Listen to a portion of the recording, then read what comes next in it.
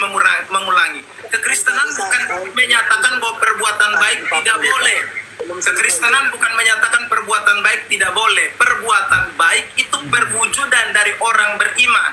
Perbuatan baik itu adalah perwujudan dari orang yang sudah diciptakan serupa dan segambar dengan Allah. Jadi bukan setara dengan iman. Itu. Jadi itu yang saya ulang Pak, bukan setara dengan iman. Jadi iman lebih besar daripada kasih. Iman bukan lebih besar dari kasih. Maksud saya iman itu adalah fondasi utama, dasar. Ibrani 11 tadi Pak Romo sudah baca, itu dasar. Iman itu dasar. Kasih itu sekali lagi itu sesuatu yang juga Tuhan berikan. Saya bacakan ayat ya di dalam Roma pasal yang kelima, ayat yang kelima itu ayat jelas. Iman Roma pasal yang kelima ayat yang kelima. Sabar, saya buka Alkitab dulu. Coba tolong dibacakan loh. Roma 5 ayat 5. Di sini ada lektornya. Roma 5 ayat 5. Pengharapan tidak mengecewakan, karena kasih Allah telah dicurahkan ke dalam hati kita oleh Roh Kudus yang telah dikaruniakan kepada kita. Jadi kasih itu dikaruniakan oleh Roh Kudus. Perbuatan baik itu disediakan oleh Allah. Ya, bukan usaha semata manusia. Itu bukan karena kita. Sebentar Pak Eden. Perbuatan baik disediakan oleh Allah? Iya, tadi ayatnya Efesus 2 ayat 10. Coba dibaca ulang. Efesus 2 ayat 10. Silakan. Nona, dibacakan. Karena kita ini buatan Allah, diciptakan dalam Kristus Yesus untuk melakukan pekerjaan baik. Terus Yang dikatakan Allah menyiapkan pekerjaan baik. Lanjut, belum selesai Efesus 2. Yang dipersiapkan Allah sebelumnya. Ia mau Allah, disediakan Allah. Oh, begitu. Ya, Berarti kita tahu disediakan pada saat gimana? Berkuasa lah. Dia beri tugas itu. itu tafsiran Romo. Itu tafsiran Romo. Ya, Silakan, ini tafsiran saya atau tidak. Pak Pendeta bisa katakan bahwa apa yang dikatakan Pak Pendeta adalah yang mewakili tafsiran gerejamu? Atau ketafsiran tadinya Pak Pendeta? Karena memang kami meyakini itu perbuatan baik itu disediakan Allah. Perbuatan baik itu disediakan oleh Allah. Jadi perbuatan baik yang kita bisa lakukan itu bukan karena kita. Karena kalau karena kita tidak mungkin bisa berbuat baik dari diri kita sendiri. Kita ini tidak bisa berbuat baik. Dan itu banyak ayat yang menunjukkan bahwa manusia tidak bisa berbuat baik dari dirinya sendiri. Orang Kristen yang selamat ya. Sabar, saya tunjukkan ayat-ayat bahwa manusia tidak bisa berbuat baik dari dirinya sendiri. Ambil Injil juga ya. Tadi yang bilang Paulus semuanya.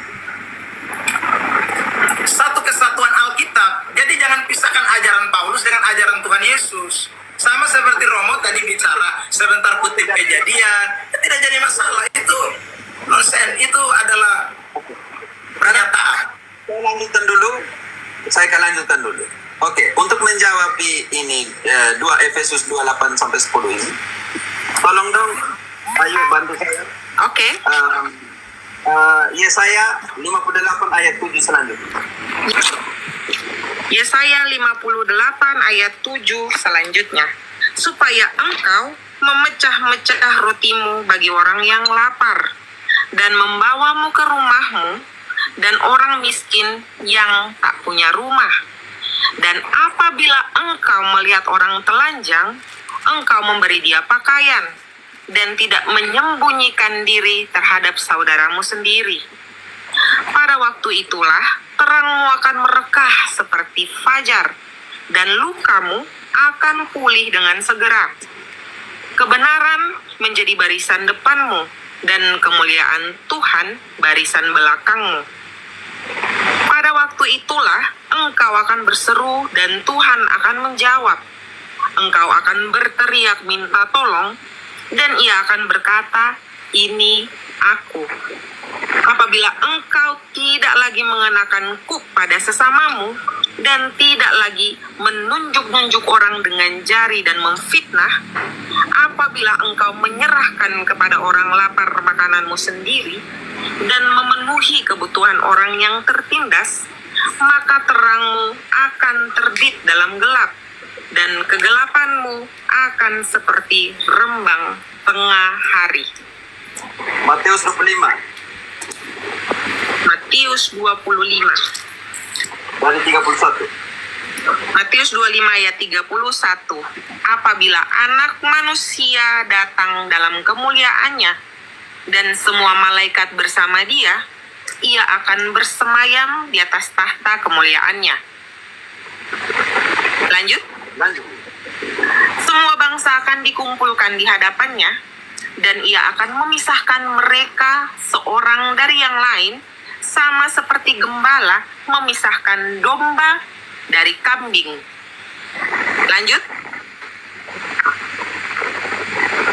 Lanjut, Pater. Ya, lanjut. Ayat-ayat yang Pater Ia akan menempatkan domba-domba di sebelah kanannya dan kambing-kambing di sebelah kirinya. Lalu raja itu akan berkata kepada mereka yang di sebelah kanannya, "Mari, hai kamu yang diberkati oleh Bapakku, terimalah kerajaan yang telah disediakan bagimu sejak dunia dijadikan. Apa yang harus dibuat? Lanjut, Ayu. Ya. Sebab Jadi itu bukan ketika untuk diri aku sendiri. lapar, kamu memberi aku makan. Ayat yang bicara soal Ketika aku haus, kamu siapa memberi aku pemeran di minum. baliknya. Ketika aku seorang asing, kamu memberi aku tumpangan. Ketika aku telanjang, kamu memberi aku pakaian. Ketika aku sakit, kamu menjenguk aku. Ketika aku di dalam penjara, kamu mengunjungi aku." Lalu orang-orang benar itu akan menjawab dia, "Tuhan, kapan kami melihat engkau lapar dan memberi engkau makan, atau haus dan kami memberi engkau minum? Kapan kami melihat engkau sebagai orang asing dan kami memberi engkau tumpangan, atau telanjang dan kami memberi engkau pakaian? Kapan kami melihat engkau sakit atau dalam penjara dan kami mengunjungi engkau?" Raja itu akan menjawab mereka, "Sesungguhnya aku berkata kepadamu, segala sesuatu yang telah kamu lakukan untuk salah seorang dari saudaraku yang paling hina ini, kamu telah melakukannya untuk aku." Pak Pendeta. Itu benar. Ayat-ayat itu tidak salah. Melakukan, tapi siapa yang bekerja di balik? Siapa yang bisa membuat Anda tolong orang? Siapa yang bisa membuat Anda mengunjungi orang di penjara? Siapa kalau bukan Tuhan? Kalau bukan Tuhan yang mengerjakan. Saya tunjukkan ayat-ayat nih, Mas Pater. Jadi saya ulang lagi. Jadi perbuatan baik yang nyata seperti tadi Pater sudah sebutkan, Yesaya, Matius, itu benar. Tetapi sekali lagi, itu perwujudan dari karya Allah. Kisah 17 ayat 28 mengatakan, kita bergerak di dalam Dia, kita hidup di dalam Dia. Jadi semua pergerakan kita itu karena ada Tuhan yang bergerak di baliknya. Ya, buah roh. Kenapa dibilang buah roh? Ya, kenapa tidak dibilang buah saya, buah romo, buah roh, kasih, sukacita? Karena Roh Kudus yang mengerjakan, bukan kita yang mengerjakan. Ya, Roma 3 ayat 10-12, seperti ada tertulis, tidak ada orang benar seorang pun tidak. Tidak ada seorang pun yang berakal budi, tidak ada seorang pun yang mencari Allah. Semuanya menyeleweng. Itu natur kita. Tapi karena ada Kristus, ada Roh Kudus di dalam kita, makanya kita bisa melakukan itu. Itu berarti bukan kita. Yang tadi Romo sebutkan ayat-ayat, tidak salah, ayat-ayat itu mantap. Itu saya juga akui. Tapi itu bisa terjadi karena ada Sang Pencipta yang bekerja dalam diri kita. Bukan one man, bukan seorang diri. Karena itu iman dan perbuatan harus sejalan. Iman duluan. Iman itu duluan. Katolik bilang Ya. iman dan Kalau perbuatan. sudah beriman, ini saya ulang lagi ya. Romo dari awal saya ulangi terus ini. Kalau sudah beriman pasti ada perbuatan. Tidak ada iman tanpa perbuatan. Ayat-ayat tadi Romo sudah sebut. Nah, itu. Aben. Tapi Oke. pertama itu iman. Pertanyaan Hanya saya. iman sola fide itu. Ya, hanya Pak Pendeta yang tanya atau saya juga ini dalam 20 menit? Tanya jawab aja Romo, silakan Romo. Ini kan kita lagi diskusi. Ini kan bebas. Saya masih menjawab Pak Pendeta kan. Sekarang Silakan. tidak Saya belum hadir. bertanya. Saya belum bertanya, Pater. Ya, kan tadi Pater sudah menjelaskan. Semua ayat-ayat tadi itu kan pertanyaan untuk bagaimana menjelaskan. Saya jelas. Ya, Sekarang kalau- pertanyaan saya. Kalau Romo bacanya satu-satu ayat semua dibacakan sepanjang lebar itu ya nanti kita habis waktu hanya dengan membaca. Saya rasa ayat-ayatnya sudah jelas. Beri tanggapan saja terhadap ayat-ayat itu. Begitu. Oke. Romo beri saja tanggapan terhadap ayat-ayat itu bahwa itu ayat kenapa kok ada begini. Itu yang saya mau Romo berikan sebagai bentuk sanksi terhadap ajaran sola fide. Pak Pendeta. Kalau gitu Pak Pen biar Roma bertanya nggak Pak Pen? Tadi sudah dijelaskan, termasuk Efesus, termasuk Roma sudah dijelaskan. Makanya Pak Pen jangan potong. Silakan Romo. Silakan Romo. Sekarang pertanyaan Pak EBN. Pak Pendeta, berarti keselamatan itu hanya untuk orang Kristen ya? Yang percaya. Baik. Untuk orang percaya. Untuk orang percaya. Percaya kepada Yesus Kristus Tuhan. Oke. Bagaimana dengan mereka yang tidak percaya kepada Yesus Kristus begitu? Tidak selamat. Bagaimana? Apakah tidak selamat? Tidak selamat. Berarti, oke. Tidak selamat. Tapi mereka dihakimi tidak? Itu beda. Beda. Berarti mereka dihakimi. Saya minta begini, Romo. Saya minta begini. Kita kan sedang fokus kepada sola fide. Ya, Oke, ini jadi sola tidak fide. usah sampai Ini sola penghakiman. Tidak usah. Kita bicara soal sola fide. Itu sudah melebar. Oke. Jadi, oke. Karena ujung-ujung nanti di keselamatan kan Pak bilang tadi. Berarti Ya, pokoknya orang yang intinya orang yang tidak percaya Yesus tidak selamat. Sesuai Yohanes 3 ayat 16. Itu jelas. Lalu Saya kisah sudah jawab, 4, kisah 4 ayat 12. Coba dibacakan kisah 4 ayat 12 dulu. Ya saya beri tanggapan dulu. Saya jawab dulu kan Romo punya pertanyaan bahwa di luar Kristen tidak bisa selamat. Kisah 4 Tanya 12. informatif. Oke. Masih pertanyaan informatif saja Pak Pen. Oh ya silakan. Silakan Romo. Baca dulu Roma 2. Yang Roma yang mereka pakai. Iya. Roma 2, 12 sampai 16.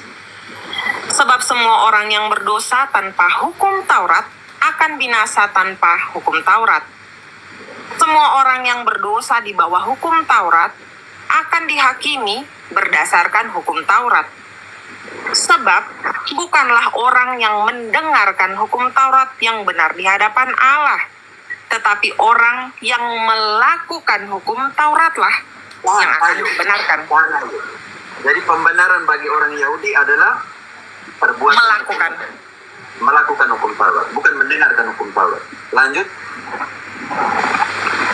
Pertanyaan belum. Oke. Sebab apabila bangsa-bangsa lain yang tidak memiliki hukum Taurat oleh dorongan diri sendiri melakukan apa yang dituntut hukum Taurat, maka mereka menjadi hukum Taurat bagi diri mereka sendiri, walaupun mereka tidak memiliki hukum Taurat. Dengan itu, mereka menunjukkan bahwa isi hukum Taurat ada tertulis di dalam hati mereka, dan hati nurani mereka turut bersaksi, dan pikiran mereka saling menuduh atau saling membela. Hal ini akan tampak pada hari bila mana Allah melalui Kristus Yesus akan menghakimi segala sesuatu yang tersembunyi dalam hati manusia sesuai dengan Injil yang kuberitakan. Pak Pendeta Eben, silakan buat interpretasi dari Roma 2, 12, 16 ini tentang keselamatan. Roma 2 Roma 2, 12 sampai 16. Untuk mereka yang tidak punya hukum Taurat, yang tidak mengenal Injil, untuk bangsa-bangsa lain yang bukan Kristen, bagaimana dengan iman dan keselamatan ini? Oke. Tolong dibaca semua dulu. Roma pasal 2 ayat 16 sampai Makanya kita punya lektor supaya Pak hanya tugas untuk dengar saja. Ya. Ada lektor di sini, nanti sudah dibaca. saya kurang perhatikan ayat-ayatnya. Jadi tidak usah Sebentar, dulu Pak. Sebentar, sorry, Pak Pendeta dan Romo, sorry. Karena waktu sudah habis 20 menit, Ya, waktunya sudah habis 20 menit, tetapi Romo masih meminta pernyataan ataupun tanggapan dari Roma 2 ayat 12 sampai 16. Sepertinya kita akan memberikan waktu tambahan ya. Waktu tambahan lagi. Ini jawaban saya yang belum dijawab. Jadi saya berikan jadi 10 menit ya, saya tambahkan 10 menit. Jadi Pak Pendeta bisa menanggapi maksud dari ayat tersebut. Gitu. Jadi saya lebih spesifikan lagi tadi ya, biar lebih enak ke arahnya gitu tadi tentang ketidakselamatan ya tadi. Jadi Bapak Pendeta mengatakan tidak selamat jika tidak percaya Yesus, tidak selamat. Ya, tetapi Romo membawa kepada Roma 2 ayat 12 sampai 16 bagaimana orang di sini tertulis yang tidak mematuhi hukum Taurat ataupun dia tidak memiliki hukum Taurat di ayat Roma di Roma 2 12 sampai dengan 16. Silakan Pak Pendeta menanggapinya bagaimana keselamatan tentang orang yang tidak percaya kepada Tuhan Yesus dari ayat tersebut. Dipersilakan waktu 10 menit ya. Silakan untuk menanggapinya ya. Tapi ini bukan maaf sebentar. Waktu 10 menit bukan hanya untuk Pak Pendeta ya, untuk berdua ya. Tanya jawab langsung, silakan. Ya. Baik, saya akan bicara soal Roma 2 ayat 16 ya, soal keselamatan. Ya. Jadi ingat bahwa dalam Roma 2 ayat 16 itu fokusnya utamanya pada penghakiman Allah. Ini bagian dari konteks Roma pasal 2, di mana Paulus sedang menjelaskan bahwa semua orang baik Yahudi maupun non-Yahudi akan dihakimi oleh Allah. Itu garis bawahi dulu kalimat itu. Ya. Penghakiman ini tidak hanya berdasarkan perbuatan lahiriah, tetapi juga segala sesuatu yang tersembunyi dalam hati manusia. Itu jelas dalam kitab Wahyu pasal yang ke-20 tentang penghakiman. Ya. Jadi ini konteksnya itu, ini penghakiman Allah, ending. Jadi yang namanya penghakiman Allah ya pasti ada semua orang. Entah orang percaya atau orang tidak percaya. Dan tidak ada pernyataan eksplisit di dalam ayat ini yang menunjukkan bahwa orang yang tidak percaya itu selamat. Tidak ada. Ya. Kalau ada, Romo tolong tunjukkan. Ayo baca kembali. Dari 12. Ayat berapa ayatnya saja? Mulai dari ayat 12. Dengar baik Pak Pendeta. Tidak ayat yang eksplisit. Ayat yang eksplisit mengatakan bahwa orang yang tidak percaya itu bisa selamat. Silakan. Karena perbuatan mereka, konsentrasi di situ. Keselamatan karena iman atau iman dan perbuatan. Ini penting sekali. Baca, makanya tadi Ayu baca, Pak Pendeta tidak konsentrasi. Ya, tidak, saya tanya ayat eksplisitnya, saya tidak temukan. Oke, silakan dibaca. Saya baca ulang dan tolong menyimak ya. Sebab semua orang yang berdosa tanpa hukum Taurat akan binasa tanpa hukum Taurat. Semua orang yang berdosa di bawah hukum Taurat akan dihakimi berdasarkan hukum Taurat. Ayat 13. Tidak selamat kan, Pak Pendeta? Ya, Kalau berdosa tidak selamat ya? tidak selamat. Oke, lanjut dulu. Ayat Sekali lagi, 13. tidak ada ayat eksplisit di dalam ayat itu yang mengatakan bahwa orang yang dihakimi tidak selamat. Ayat 13. Sebab bukanlah orang yang mendengarkan hukum Taurat yang benar di hadapan Allah, tetapi orang yang melakukan hukum Tauratlah yang akan dibenarkan. Sebab apabila bangsa-bangsa lain yang tidak memiliki hukum Taurat oleh dorongan diri sendiri melakukan apa yang dituntut hukum Taurat, maka mereka, Pak Pendeta di sini mengimani apa yang ada di dalam hukum Taurat atau melakukan apa yang ada di dalam hukum Taurat. Terus, Mengimani apa yang ada di dalam hukum Taurat atau melakukan apa yang ada di dalam hukum Taurat walaupun mereka tidak mengenal hukum Taurat. Pertanyaan singkat. Apakah mengimani apa yang ada di dalam hukum Taurat atau melakukan apa yang ada di dalam hukum Taurat? maksudnya bagaimana? Saya kurang paham. Romo punya maksud. Mungkin teman-teman bisa jelaskan ke Pak Pendeta.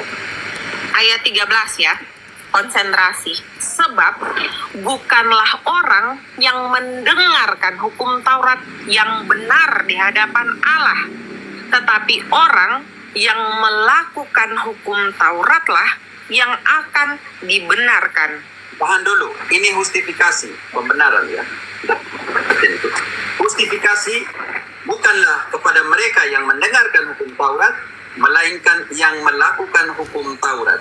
Tetapi di sini ada persoalan. Bangsa-bangsa lain tidak mengenal hukum Taurat. Ini penting sekali. Nanti ayat 16 ada standar Injil di situ. Oke, mereka tidak mengenal hukum Taurat. Apa yang terjadi dengan mereka yang tidak mengenal hukum Taurat, tetapi melakukan hukum Taurat seolah-olah mereka mengenal hukum Taurat itu. Seolah hukum Taurat ada di dalam hati mereka walaupun mereka tidak mengenal hukum Taurat itu. Lanjut ayo, ayat 14.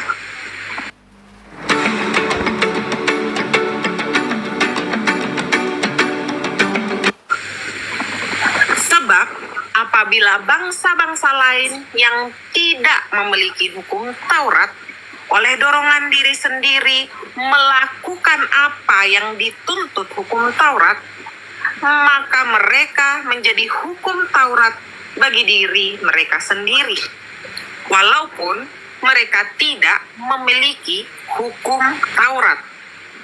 Lanjut ayat 15.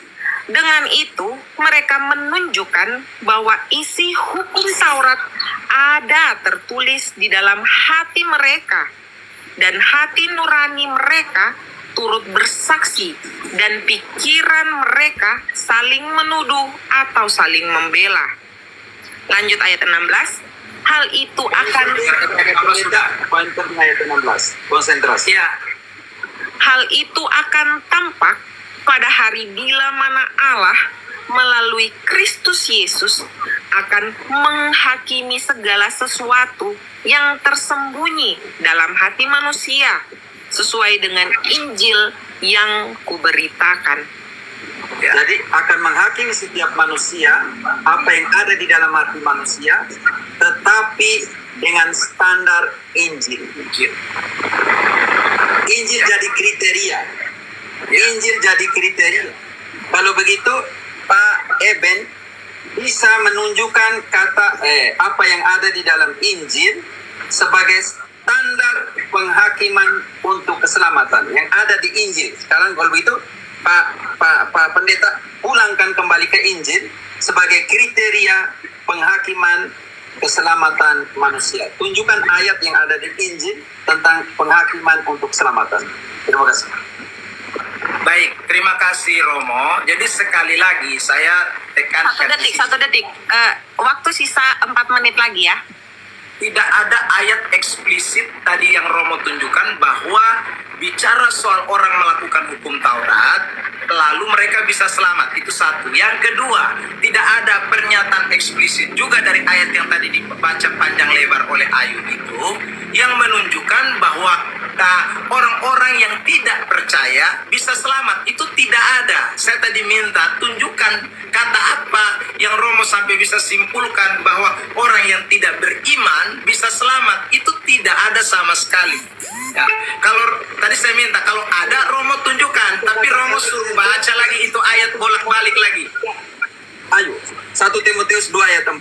Kalau Tidak, jangan lari ke 1 Timotius. Jangan lari. Kita sedang bicara Roma 2. Roma 2, saya tanya eksplisitnya ada tidak? Romo pakai ayat itu untuk menyatakan bahwa orang yang tidak percaya bisa selamat. Ya toh, sekarang saya tanya eksplisit kata apa? Pak Eben, keselamatan harus melalui penghakiman. Keselamatan tidak melalui penghakiman. Dalam kekristenan, keselamatan tidak melalui penghakiman. ya, Tunjukkan ayat di mana penghakiman, keselamatan tidak melalui penghakiman. Tunjukkan ayat 1. Yohanes 3 ayat 16 jelas. Barang siapa yang percaya, dia diselamatkan. Itu tidak bicara soal penghakiman.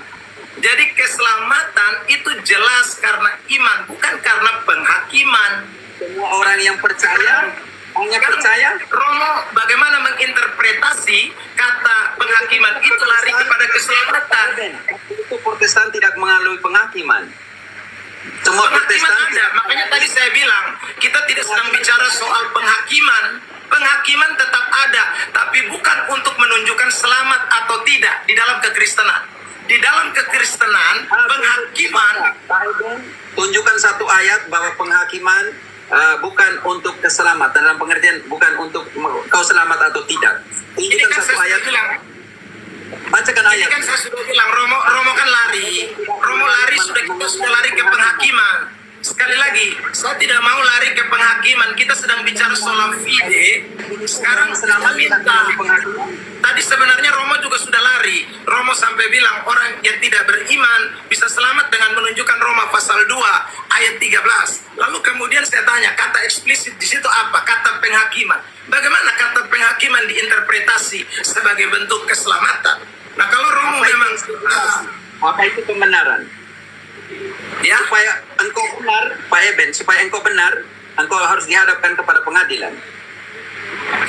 Dan di sana pengadilan yang memutuskan Pak Eben benar atau tidak Pak Eben benar. penghakiman itu Iya, harus dibawa ke sana.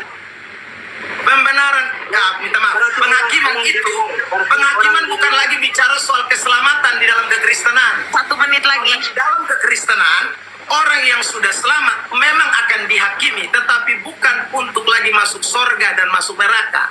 Di dalam kekristenan, Jadi untuk tidak di dalam Pak Eben punya denominasi, bukan di dalam Kristen semua, bukan dalam Katolik semua.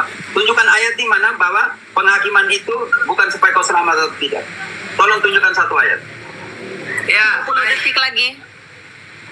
ya baik ya. Meski Romo tidak menjawab pertanyaan saya tadi eksplisitnya di mana, tapi oke deh, saya jawab Romo. Sabar. Bahwa Sabar, saya penghakiman lihat itu 15 detik lagi. 10 detik. ya. 8, 7, 6, 5, 4, 3, 2, 1. Selesai. 2 Korintus 2 ayat 10. Silakan moderator. Ya, karena waktu sudah habis 10 menit, kita berikan tambahan ya Ronaya untuk membacakan tadi ayatnya ya. untuk ayat untuk. Untuk ayat saja. 5 ayat 10. 2 Korintus. 5 ayat 10. Itu penghakiman orang percaya. 2 Korintus 5 ayat 10. Untuk kedua kalinya saya bacakan. Sebab Ya. kita semua harus menghadap tahta pengadilan Kristus, supaya setiap orang memperoleh apa yang patut diterimanya sesuai dengan yang dilakukannya dalam hidupnya ini, baik ataupun jahat. Ya. Jadi Yang saya baik jelaskan. masuk ke mana? Saya Yang baik jelaskan. masuk ke mana? Waktu Saya jelas. waktu sudah habis ya Pak Pendeta ya. Itulah. Jadi ini tadi Saya sudah jelaskan. Bagaimana Romo? Tambah 1 menit, oke? Dipersilakan untuk 1 menit. Oke. Jadi 2 Korintus 2 ayat 10 yang juga tadi dikutip oleh Romo. Romo kutip dalam konteks lain, saya kutip dalam konteks lain. Ya. Konteks yang saya kutip itu jelas. Romo lihat, perhatikan dalam 2 Korintus pasal 5 mulai ayat 1. Itu jelas sekali. Jadi itu tidak berbicara dalam arti orang yang belum beriman, tapi orang yang sudah beriman, orang yang sudah diselamatkan. Dan di dalam ayat itu juga tidak ada pernyataan eksplisit bahwa orang-orang yang diselamatkan itu dihakimi untuk selamat, bukan, tapi untuk menerima. Itu jelas. Jelas sekali dalam 2 Korintus pasal yang kedua, ayat yang ke-10 tadi. Itu untuk menerima upah, untuk menerima pahala sesuai perbuatannya. Menerima pahala sesuai perbuatannya. Jadi bukan untuk diselamatkan karena perbuatannya. Pahala itu apa bagi orang Kristen? Pahala bagi Pahala orang itu Kristen. adalah suatu penghormatan yang diberikan oleh Tuhan kepada orang percaya. Apa Itu ada pahalanya? dalam banyak ayat. 1 Korintus 15. Ya. Pahalanya apa, Pak? Pahalanya itu dalam bahasa Alkitab didefinisikan banyak hal. Ada upah. Bukan upah, bukan. Hidup kekal itu sudah diberikan. Upah. Mahkota surgawi. Itu. Kita bukan hidup kekal. Upah itu tidak sama dengan hidup kekal. Bagaimana upah sama dengan hidup kekal? Konteksnya dari mana upah sama dengan hidup kekal? Atau Romo bisa tunjukkan ayat yang mengatakan upah itu sama dengan hidup kekal?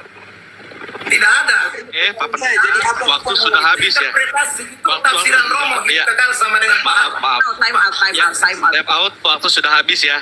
Waktu sudah habis, Ya. jadi kita sudah menyelesaikan tadi bagaimana pemaparan tentang, ya saya ulang ya, berarti ini sudah selesai ya, diskusi ini sudah selesai.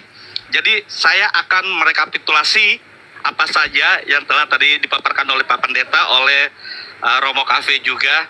Nanti setelah itu saya persilakan Pak Pendeta untuk closing statement terlebih dahulu. Nanti baru dilanjutkan oleh Romo. Oke, saya paparkan dulu. Ya, nanti closing statementnya saya rasa mungkin boleh 1-10 menit ya.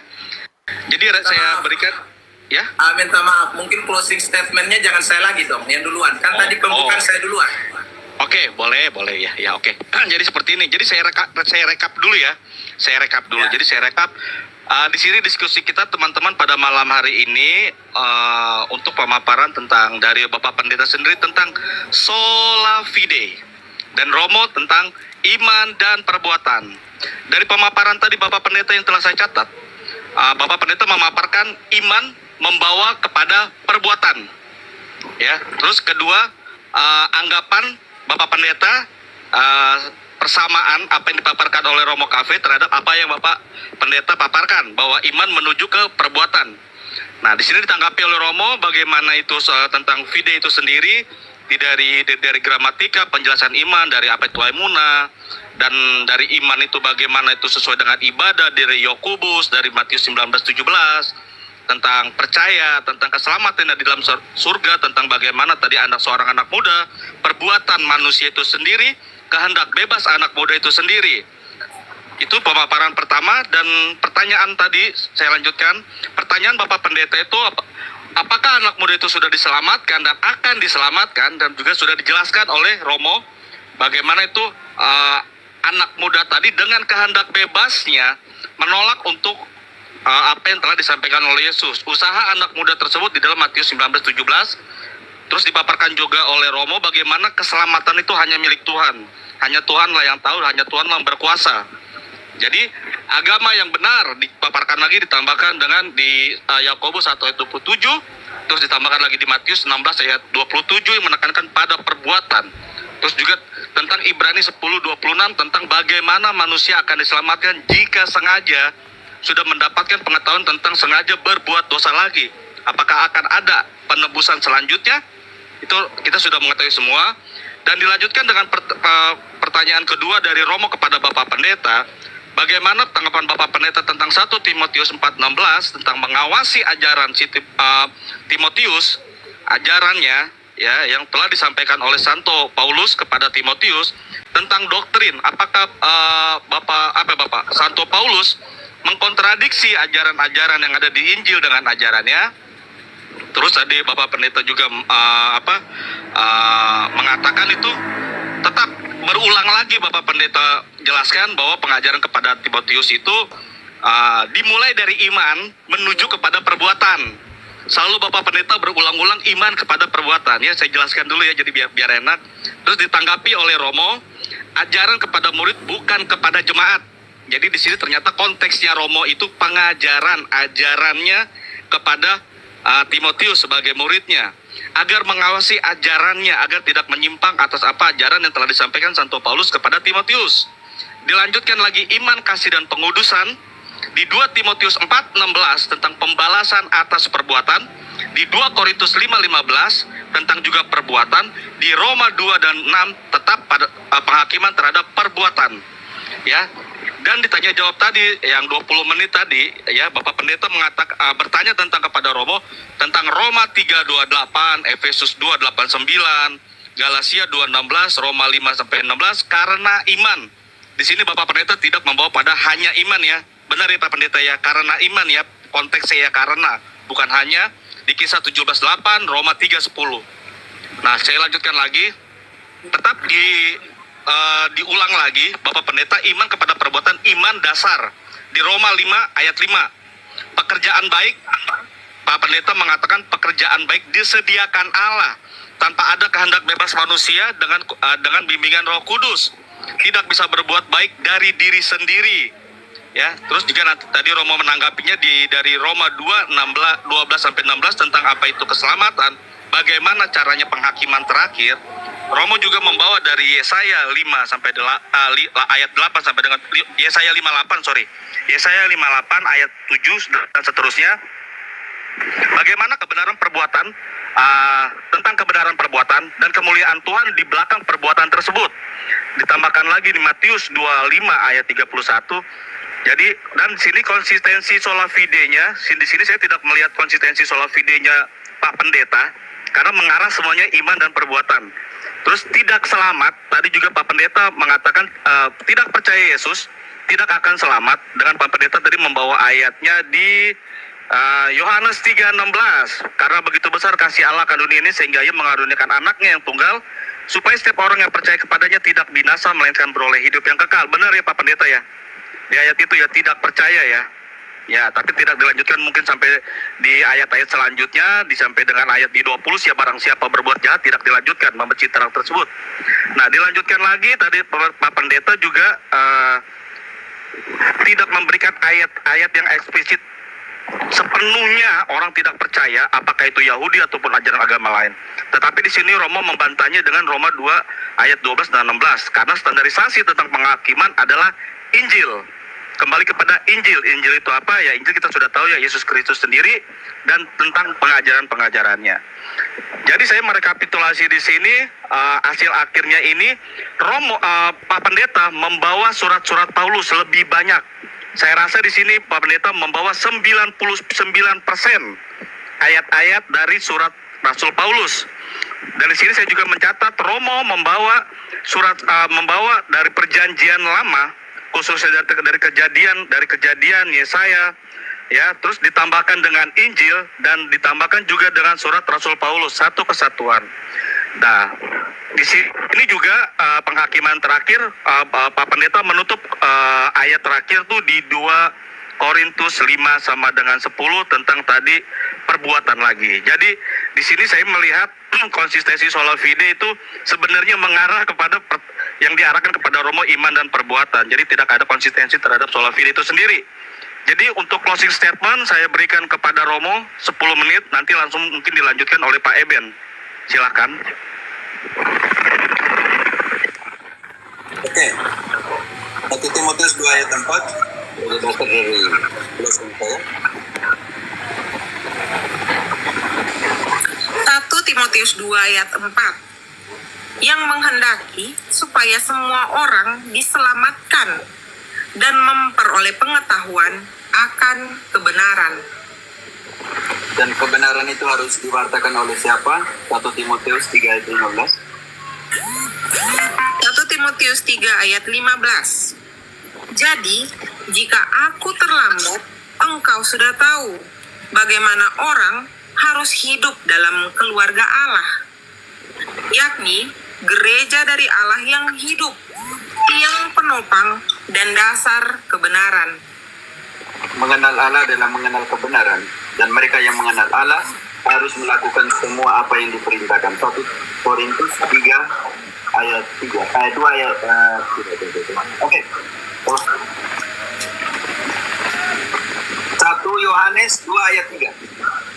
1 Yohanes 2 ayat 3. Inilah tandanya kita mengenal Allah, yaitu jikalau kita menuruti perintah-perintahnya. Artinya perintahnya siapa?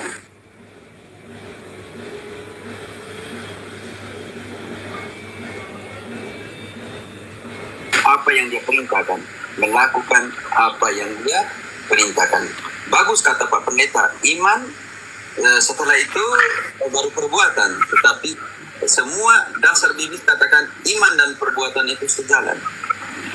Jadi bagaimana saya katakan saya mengenal Tuhan tetapi tidak mau melakukan apa yang dia perintahkan?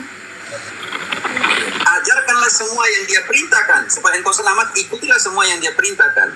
Matius 28 ayat 20. Mau selamat, ikut semua yang dia perintahkan. Matius 28 ayat 20. Dan ajarlah mereka melakukan segala sesuatu yang telah kuperintahkan kepadamu. Ketahuilah, aku menyertai kamu senantiasa sampai akhir zaman. Bagaimana saya mau selamat? Bagaimana saya katakan saya kenal Allah tetapi saya tidak mau melakukan apa yang dia perintahkan? Betul. Dan apa yang dia perintahkan? Bongkar kembali Injil. Yang diperintahkan untuk pengakuan dosa, mengaku dosa. Yohanes 20 contoh, salah satu contoh. Yohanes 20 ayat 23. Yohanes 20 ayat 23. Jikalau kamu mengampuni dosa orang, dosanya diampuni. Dan jikalau kamu menyatakan dosa orang tetap ada, dosanya tetap ada. 18 Matius. Matius 18:18. Tinggal berapa menit ya? Sampai waktunya kita. Matius 18:18. Sesungguhnya aku berkata kepadamu.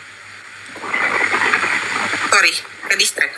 Matius 18:18. Sesungguhnya aku berkata kepadamu, apapun yang kamu ikat di bumi ini akan terikat di surga, dan apapun yang kamu lepaskan di bumi akan terlepas di surga. Apa yang kita bisa buat di dalam hidup ini? Menuruti apa yang pahami oleh Paulus. Saat 2 Timotius 3 ayat 10. Apa yang saya bisa buat? Saya ikut Paulus kepada Yesus. Yang saya harus ikut adalah ini. 2 Timotius 3 ayat 10. Engkau telah mengikuti ajaranku, cara hidupku, tujuanku, imanku, kesabaranku, kasihku, dan ketekunanku. Paulus ajar tentang apa? Cara hidup Paulus sebagai imam, dia buat apa? Tujuan Paulus ada berapa? Iman Paulus ada berapa? Semua itu harus dilihat. Jadi saya mau katakan bahwa Tuhan mau semua orang selamat, yang menghendaki bahwa semua orang selamat dan sampai kepada pengetahuan akan kebenaran, dan kebenaran itu menurut Yohanes membebaskan. Terima kasih. Dan saya mau katakan pendeta, terima kasih karena semua orang pikir bahwa debat begini tukang berkelahi, framing atau hominem, kita bisa jalankan debat seperti ini, santai saja. Dan saya Pak Pendeta, saya dari 2011 bekerja di Apollo Etika di sini, debat online, debat offline dengan pendeta-pendeta di Kolombia. Jadi makanya tadi santai sih ya, macam apa lagi kita macam kerasukan setan sih itu. Santai sebegini Pak Pendeta, santai tertawa saja ya, selesai lah. Kebenaran, satunya kemanusiaan harus dihargai. Oke, terima kasih. Ya, terima kasih Romo. Ya, jadi Romo sudah juga mengatakan ya bagaimana diskusi ini sangat baik sekali ya. Maaf sebentar. Diskusi ini sangat baik sekali karena di sini tidak ada ad hominem ataupun framing-framing yang lain. Jadi mungkin di lain waktu juga nanti. Saya punya kakak, ada Romo pamit, nanti setelah Pak Pendeta mereka bisa komen 1-2 hal. Nah, dalam persaudaraan seperti itu. Oke. Nah, Ya, nanti karena saya punya kakak-kakak. Oke, Pak Pendeta silakan. Ya, nanti mungkin juga bisa dilanjutkan untuk tema-tema yang lain ya Pak Pendeta ya, karena ini cukup menarik sekali. Mungkin di hari ini kita soal video, mungkin nanti di lain juga soal skriptura, ataupun dengan yang lain-lain dari pemaparan dari Pak Pendeta sendiri, dari pemikiran Denom, ataupun dari Protestan sendiri. Memang kita sangat membutuhkan itu juga, apa pemikiran langsung dari pendeta, karena selama ini kita mungkin hanya melihat dari awam-awam Protestan, tetapi malam hari ini kita melihat langsung dari seorang pendeta yang jelas ya, benar ya. Jadi saya sangat berapresiasi sekali kepada Pak Pendeta. Silakan Pak Pendeta untuk 5 menit selanjutnya untuk closing statement-nya. Saya persilakan. 10 menit atau 5 ya? Tadi Romo memakai 5, apa Pak Pendeta boleh mau 10 silakan. Ya, oke, baik. Terima kasih. Yang pertama, saya juga bersyukur malam hari ini bisa berdiskusi dengan Romo. Luar biasa, terima kasih buat kesempatan waktu yang sudah